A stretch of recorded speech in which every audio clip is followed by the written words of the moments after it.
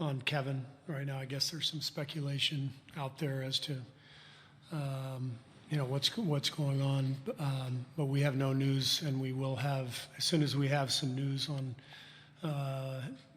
any updates, we'll let you know. Any questions?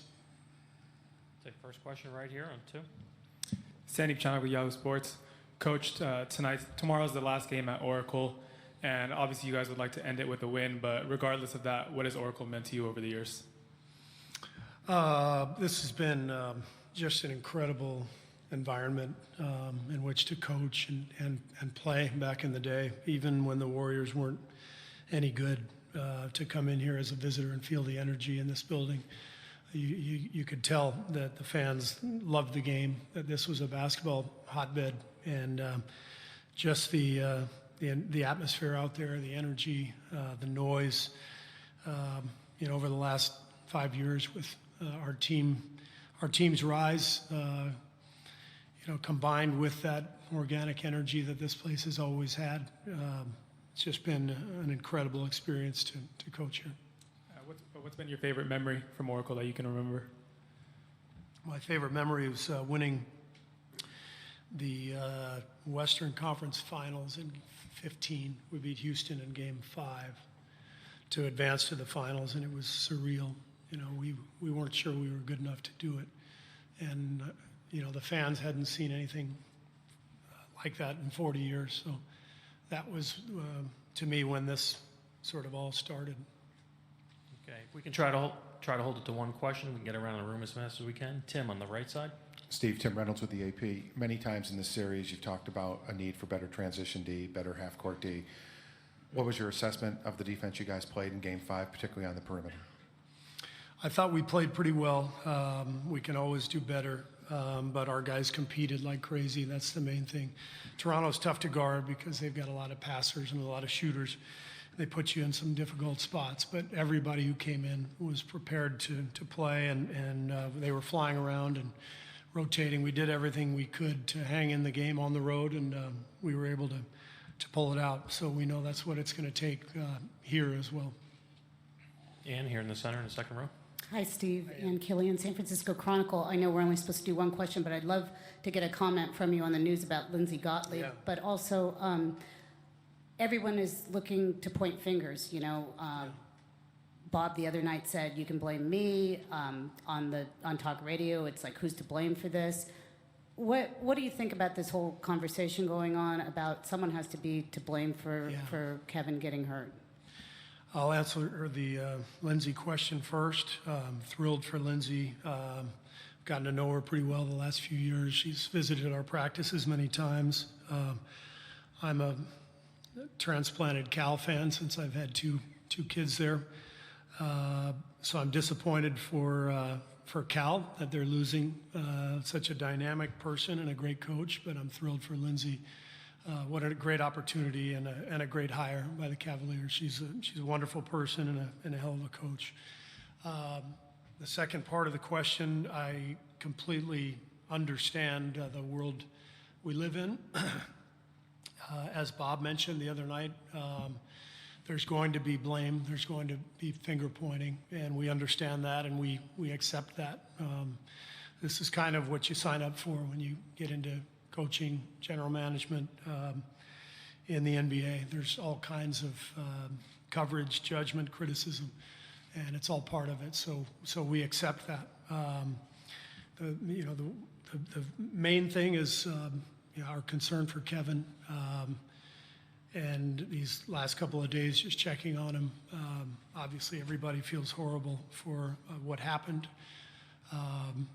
We, as Bob mentioned the other night, this last month was a cumulative, collaborative effort in his rehabilitation. And that collaboration included Kevin and his business partner, Rich Kleinman, our medical staff, his own outside opinion, second opinion doctor outside of our organization. And Kevin checked all the boxes, and he was cleared to play by everybody involved. Now, would we go back and do it over again? Damn right. But that's easy to say after the results. When we gathered all the information, our feeling was the worst thing that could happen would be a re-injury of the calf, and that was the advice and the information that we had. And at that point, once Kevin was cleared to play, he was comfortable with that. We were comfortable with that. So the Achilles came as a complete shock. And,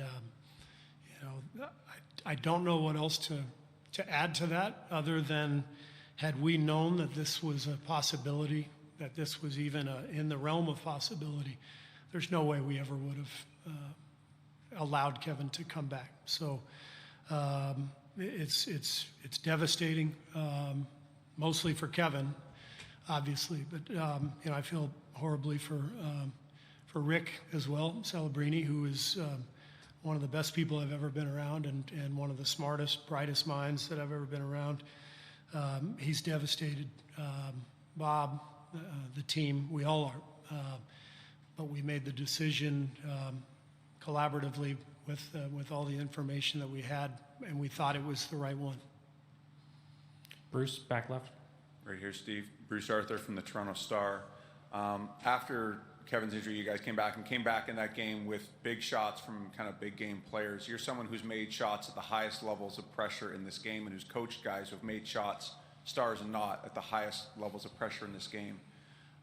What does it take as a shooter, as a player, to when the pressure is at its highest, this kind of back nine Sunday at the Masters pressure that this level of the series will provide? What does it take to be able to step into, take, and make those shots? A willingness to miss and accept the consequences of missing. Until you get to that point, it's going to be tough. So you have to go into it knowing that even if you are the best in the world, you're going to miss half the time. If you can hit half your game-winning shots, that's a hell of a percentage. So, but if you go into it thinking, oh man, I don't want to miss, it's a big situation, then you're defeated already. Karith, here, right here. Hi, Steve. Karith Burke, NBC Sports Bay Area. Going back to Lindsay Gottlieb and also Swin Cash getting a front office job with the Pelicans, do you feel like change is happening in the NBA, that women are finding entry points to the league that's reviewing their resumes and recognizing their talent? Yeah, it does feel that way. Obviously, two big hires in the last few days. I think the women's game has gotten so much better. Last year's WNBA playoffs were so compelling.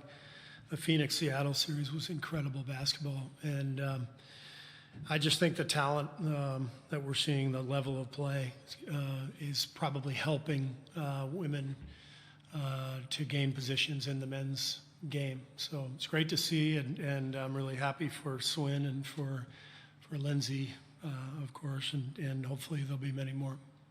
Thank you, Steve. We'll have Curry in here next.